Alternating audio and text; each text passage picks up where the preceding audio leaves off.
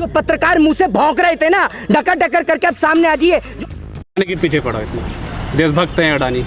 देखिए, अडानी के पीछे मैं नहीं पड़ा हूँ, अडानी के पीछे वो तमाम लोग पड़े हैं जिनका LIC के अंदर पैसा है, जिनका SBI के अंदर निवेश है। वो तमाम जितने भी खाता धारक लोग हैं वो लोग पीछे पड़ेंगे, क्यों नहीं पड़ेंगे? एक बात आप मुझे बताइए, लोग आज इसलिए पीछे पड़ रहे हैं क्योंकि इस देश के लोगों ने विजय माल्या को देश से भगते हुए देखा है, नीरव मोदी को भगते हुए देखा है, मेहुल चौकसी को भगते हुए देखा है, और तमाम देश के बड़े बड़े भगोड़े जो बैंकों को लाखों हजारों करोड़ों रुपए का चूना लगा के गए हैं, उनको भगते हुए देखा है। इसलिए अब देश की जनता जो है वो सतर्क है और चौकन्नी है, और इसीलिए लगातार सरकार से कह रही है कि वो सरकार जो जरा सी छोटी छोटी बातों पर CBI और ED की जांच करवाती है, छोटी छोटी बात पर कमीशन बनाकर छोड़ देती है, आज जब अडानी का इतना बड़ा मुद्दा है तो सरकार चुप और मौन क्यों है? ये सबसे बड़ा सवाल है। विदेशी बात पर यकीन करेंगे? अरे अगर विदेशी बात पर यकीन करने की आप बात कर रहे हैं, एक बात आप मुझे बताइए, अगर विदेशी जो हिंडनबर्ग जो है वो अगर गलत है वो, तो सरकार उसके ऊपर क्लेम क्यों नहीं करती और CBI और ED के जरिए जांच क्यों नहीं बिठवाती?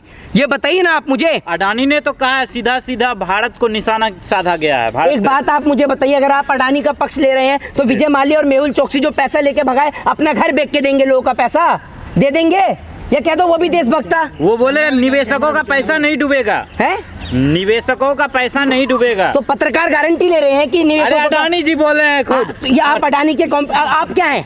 अडानी के ग्रुप के मैनेजर हैं, आप अडानी की तरफ से गारंटी ले रहे हैं। ये आदमी इसलिए घबराए हुए क्योंकि अडानी जो डिफॉर्मेशन का मुकदमा कर देता है, इसको डर है इसका चैनल ना बंद हो जाए। चैनल बंद नहीं होगा, लेकिन आप स्वाभिमान वाले सवाल करो, ठीक है ना? वरना आपको गर्व नहीं होता है? भारत का इंसान तीसरे चौथे पायदान पे आता है, आपको गर्व नहीं होता है इससे? देश को नंगा कर दो, देश के लोगों पे खाने को रोटी ना हो और एक आदमी पूरा चांद तक पहुंच जाए तो गर्व नहीं है? खाने को रोटी सबके पास तो है, सबके पास खाने को रोटी। देखिए कितना बेवकूफ आदमी। सरकार जो कह रही है कि हम 80 करोड़ लोगों को अनाज दे रहे हैं, तो वो इसीलिए तो दे रहे हैं क्योंकि उनके पास खाने को रोटी नहीं है ना। सरकार कभी मुकेश अंबानी के घर पर राशन का कट्टा पहुंचाया है सरकार ने? मैं क्या बोल रहा हूँ, मुकेश अंबानी और अडानी के घर पे सरकार ने कभी राशन का कट्टा पहुंचाया है? बताइए, आपको मिलता है राशन? है? अरे गरीब लोगों को मिल रहा है। तो आप गरीब नहीं है, 80 करोड़ लोगों को मिल रहा है। टाटा बिरला है, अडानी है?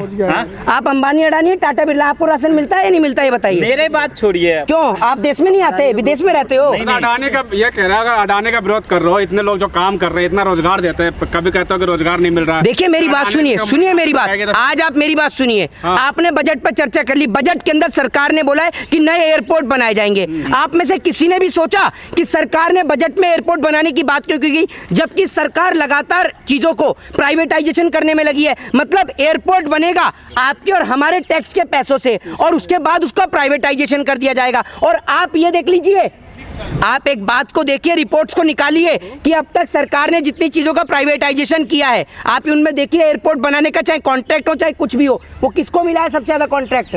किसको मिला है? तो दे रहे हैं ना। अरे एक मिनट रुकिए, किसको मिला है? अरे रोजगार भी तो दे रहे हैं। अरे किसको मिला है? रोजगार दे रहे हैं कि नहीं दे रहे हैं आप? रोजगार तो विजय माल्या भी देता था, वो बिजनेसमैन था। तो एक बात आप मुझे बताइए, रोजगार से क्या संबंध है? मैं आपसे ये कह रहा हूँ, प्राइवेटाइजेशन से भारत देश की जो संपत्तियों को नुकसान और हानि पहुंचती है, क्या वो आपके सामने नहीं है? मैं आपसे जो पूछना चाहता हूं, आप सवाल का जवाब नहीं दे पाएंगे क्योंकि आप में दम भी नहीं है। मैं बताता हूं, सरकार ने सबसे ज्यादा कॉन्ट्रैक्ट जो है वो अडानी को देने का काम किया, एयरपोर्ट बनाने का। क्यों? क्योंकि अडानी को वापस से जीवित करने के लिए सरकार उनको कॉन्ट्रैक्ट देती है, इसीलिए। और दूसरी बात ये कि एयरपोर्ट जब प्राइवेटाइजेशन हो रहा है, तो जब जनता के पैसे से एयरपोर्ट क्यों बनेगा, सबसे बड़ा सवाल बताइए ना आप मुझे। जब एयरपोर्ट का प्राइवेटाइजेशन हो ही रहा है तो जनता के टैक्स के पैसे से क्यों बने एयरपोर्ट? बनाए करोड़पति अरबपति लोग जो हैं, जितने भी प्राइवेट कंपनी है, अपने पैसों से बनाए। अडानी साहब अपने पैसों से बनाए। LIC के अंदर लाखों हजारों लोगों का पैसा है। उसके बाद जब विजय माल्या देश का 9,000 करोड़ लेके भागा, नीरव मोदी 4,000 करोड़ से ज्यादा लेके भागा, उसकी जिम्मेदारी किसने ली? बताइए आप मुझे। जब देश के अंदर चौकीदार ही चोर हो ना, तो कोई भी जो है वो भग सकता है, देश से आराम से पैसा लेके भग सकता है। आज तक मोदी जी नीरव मोदी को नहीं लेके आ पाए, और हर भाषण में पूछ लो तो यही कहेंगे, नीरव मोदी आ रहा है, जैसे पता नहीं वो पैदल चल के आ रहा है जो अब तक पहुंचा ही नहीं है। तो आ कैसे रहा है? कार्रवाई नहीं कर रही सरकार है? आपको क्या लगता है? अरे सरकार को सबसे पहले तत्कालीन उनका पासपोर्ट जमा करना चाहिए। क्यों जमा नहीं करती है सरकार पासपोर्ट? ये बताइए ना आप। या तो सरकार सामने आकर कहे, सरकार अपने आप को डिफेंड भी करिए। सरकार अपनी पार्टी के स्पोक पर्सनों को हर एक टीवी चैनल के मुद्दे पर पार्टी के स्पोक पर्सन आपको नजर आएंगे जब हिंदू और मुसलमान होता है। लेकिन अब अडानी की बात आ रही है ना, तो वो जो आता था आपके टीवी चैनल पे, नहीं अंजना जी, नहीं अंजना जी, वो संबित पात्रा OMGC वाला, वो भी गायब है। वो तो नजर ही नहीं आ रहा। मुझे लगता है आजकल वो अस्पताल में काम कर रहा है क्योंकि उसको दिख रहा है कि सरकार कभी भी जा सकती है, तो वापस से डॉक्टरी की डिग्री जो ले रखी है मैंने, वापस से डॉक्टरी का काम सीख लूं। पता चला यहाँ से भी नौकरी गई और वहां से भी गई, इसलिए वहीं लगा हुआ है मुझे लग रहा है। विरोध करने वाले देशभक्त नहीं है। कौन कह रहा है? आप हर चीज नहीं। साध्वी प्राची ने कहा। साध्वी प्राची कलेक्टर हैं, डिप्टी मजिस्ट्रेट लगी है कहीं की, क्या है, गवर्नर हैं। कौन है साध्वी प्राची? बिजनेसमैन है वो भी, सनातनी है। सनातनी है। तो सनातनी उन्हें बिजनेसमैन का कैसे, बिजनेस का कैसे पता है? अरे देशभक्त है। वो तो फिल्म का बायकाट भी करवा रही थी, हो गया बायकाट? राष्ट्रवादी है। आप देशद्रोही हो? उन्होंने राष्ट्रवादी है ना वो, तो तभी तो। अरे तो आप देशद्रोही हो, मैं यही तो पूछ रहा हूँ। वो राष्ट्रवादी है तो आप देशद्रोही हो? मतलब देश में एक ही राष्ट्रवादी होगा, बाकी नहीं हो सकते। तो आप राष्ट्रवादी हो देशद्रोही हो? मैं ये पूछना चाह रहा हूँ। राष्ट्रवादी है। आप राष्ट्रवादी हो? कैसे पता चला आपको आप राष्ट्रवादी हो? जन्म के वक्त बताया होगा आपको। डॉक्टर ने क्या बोला था कि राष्ट्रवादी पैदा हुआ है आपके घर में बच्चा? ऐसे बताते हैं डॉक्टर? अरे वो मुद्दे पे बात तो आप बता दीजिए। नहीं तो आप ये बताइए, आप बात ही बेवकूफ़ी वाली करते हैं। एक मिनट सुनिए, एक मिनट आप मुझे ये बताइए। अरे चुप रहिए, सुनिए। आप क्या है? सर्टिफिकेट तो आप दे रहे हैं, मैं तो भारत देश का नागरिक हूँ। I proud to be Indian. मैं तो गर्व के साथ कहता हूँ। आप ही बांट रहे हैं कि कौन देशभक्त है कौन देशद्रोही है, आप ही बता रहे हैं। पूछ रहे ना साध्वी कौन है? नहीं, मैं आपसे पूछ रहा हूँ कौन है साध्वी प्राची? गवर्नर है क्या है? मोदी जी के विरोध में इतना क्यों रहते हैं? अब ये लो बात अडानी की हो रही है। कहीं कुछ खर्चा वर्चा हो गया क्या? भांग वांग खाई है क्या कहीं से? बात अडानी के ऊपर हो रही है, ये बेचारा मोदी पे आ गया। अरे तो आप सरकार को घेर रहे हैं ना, अभी सरकार को घेर रहे कि नहीं? हाँ, तो सरकार को कौन घेर? एक मिनट, सरकार को क्या मैंने मोदी जी के पास जाके कमांडो जाके मोदी जी का सरकार नहीं है क्या? मोदी जी का सरकार नहीं है क्या? एक काम करो, मैं मोदी जी को नहीं घेर रहा हूँ। आप यहाँ सामने आके कैमरे पे कह दो अगर LIC का किसी का भी पैसा डूबेगा तो मैं अपना घर बेच के दूंगा, दे दो। अरे LIC तो मैं सवाल ही नहीं करूंगा अडानी से। हम कह रहा है कि पैसा नहीं डूबेगा। LIC खुद बोल रहा है। अरे LIC के बोलने से क्या होगा? सरकार आके बोले ना, सरकार ले निवेशकों की जिम्मेदारी। सरकारी कंपनी है, सरकारी कंपनी में आदमी निवेश क्यों करता है? प्राइवेट में क्यों नहीं करता? क्योंकि प्राइवेट कंपनी कभी भी फुर हो जाती है, इसीलिए तो सरकारी में करता है। तो सरकारी कंपनी में अगर निवेश हो रहा है, दूसरी बात ये कि LIC क्या अडानी के ऊपर कितना कर्जा पूरे देश को पता है, ठीक है ना? बोल रहे हैं अडानी। और दूसरी बात ये, एक मिनट मेरी बात सुनिए। पहली बात ये कि अगर कोई भी किसी से भी सवाल करता है, आप हर चीज को मर्ज कर देते हैं देश से। कैसे भाई? अगर एक मिनट मेरी बात सुनिए, मेरी बात आप सुनिए। पहले मुझे आप एक सवाल का जवाब दीजिए। सवाल अगर किसी चोर से होगा तो वो चोरी कहलाएगा।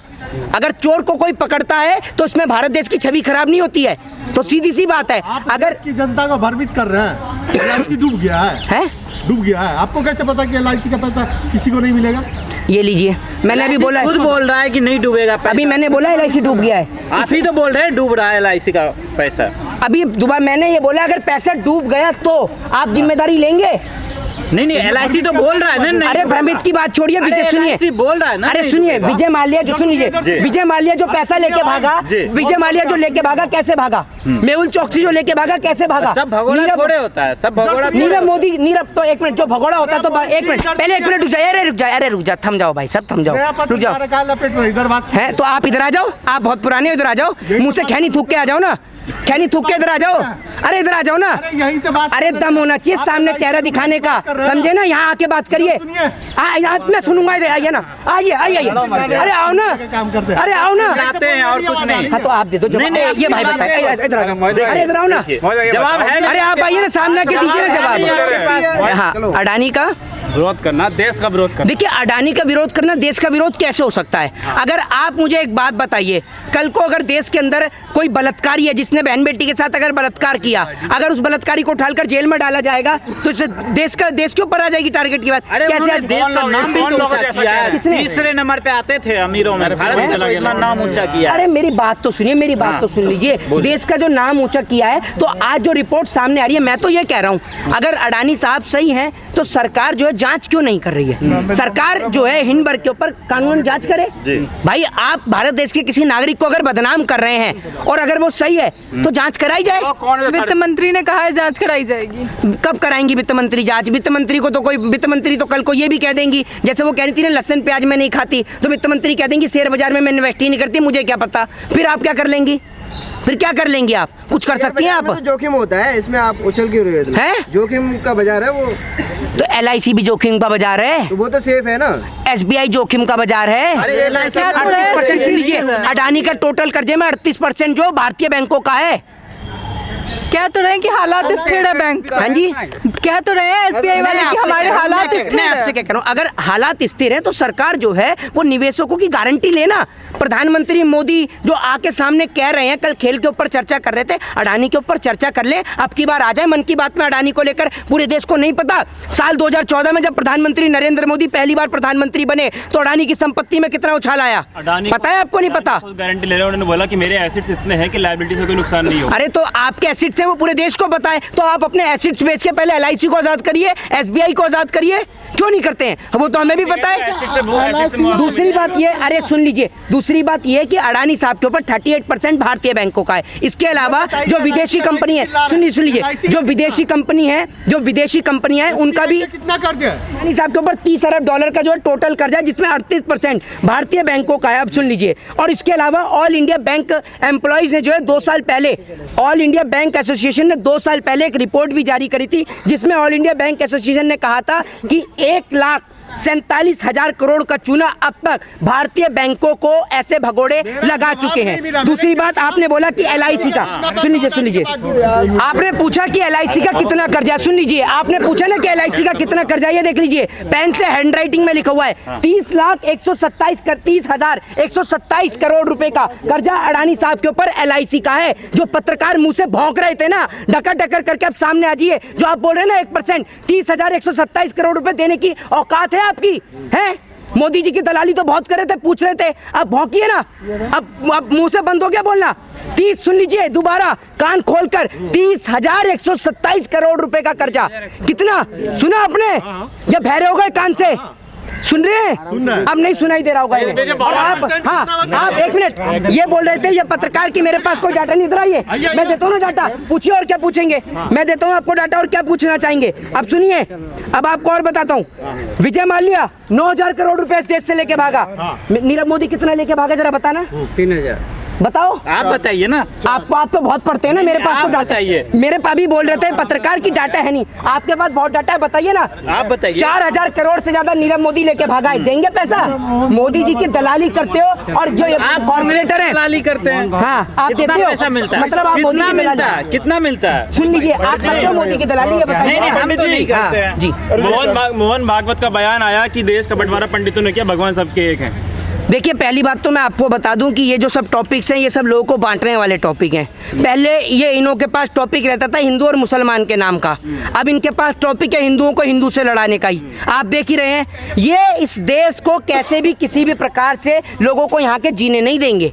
लोगों के बीच में आपसी नफरत इतनी पैदा कर देंगे कि लोग एक साथ चाहकर भी नहीं रह पाएंगे। अभी व्यवस्था वो बता दीजिए। हाँ जी, वर्ण व्यवस्था जो बनी थी उस समय पर प्राचीन काल में, ना तो आप थे ना मैं था, ठीक है ना तो आप थे ना आपने बनती हुई देखी ना मैंने बनते हुए देखी। और आप ये जो वर्ण व्यवस्था की बात कर रहे हैं, ऐसे तो जो मुस्लिम्स हैं उनमें भी कबीले हुआ करते थे, जिनको आज आप जातियों का नाम दे देते हैं।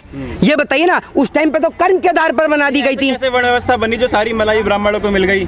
किसने, कौन सी मलाई मिल गई? आप ये बताइए, आपने कितना पढ़ा, आप क्या जानते हैं इंडियन हिस्ट्री के बारे में? पढ़ा इंडियन हिस्ट्री को? बाबा साहब भीमराव अम्बेडकर की बात आप करते हैं, बाबा साहब भीमराव अम्बेडकर की वाइफ कौन थी बताइए ना? अरे सारी मलाई ब्राह्मणों, अरे सारी मलाई, आपके पास मलाई करते रहेंगे, जवाब भी दे दे करो किसी सवाल का, कभी पढ़ भी लिया करो, या आगी लगाने का जवाब है आपके पास है? बाबा साहब भीमराव अम्बेडकर को स्कूल के अंदर में, जब बाबा साहब भीमराव अम्बेडकर को पढ़ाने के लिए जो शिक्षक उनको साथ में बैठ के खाना खिलाते थे, वो कौन थे? जो पानी नहीं पीने देते थे। पानी नहीं पीने देते? कहाँ से पढ़ाए? कौन थे? अरे बताइए ना कौन थे? जीवनी में लिखा है। कौन सी जीवनी में लिखा है? बाबा साहब की जीवनी में लिखा है। बाबा साहब भीमराव अम्बेडकर को अम्बेडकर नाम किसने दिया? किसका नाम था अम्बेडकर? किसका नाम था? अरे बताइए ना, क्या नाम था उनका? हैं? आप तो बहुत बोलते हैं, उनका नाम था डॉक्टर भीमराव सतपाल। पढ़ लिया करिए, अगर पढ़े लिखे होते ना तो सवाल ही नहीं पूछते। जय हिंद, जय भारत, वंदे